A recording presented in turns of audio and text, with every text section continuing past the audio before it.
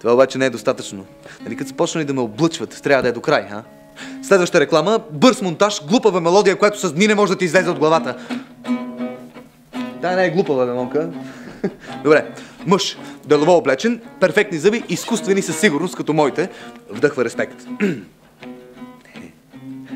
Объркан сте. Изправен сте пред дилема. Нямате майка, а човекът, който ви е отгледал, не ви е баща. Чувствате се бездомен.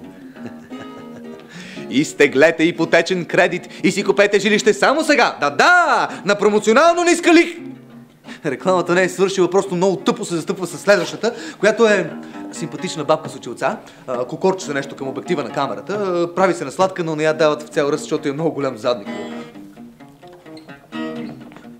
Не можете да станете донор на собствения си баща. Не носите неговото ДНК. Ами сега...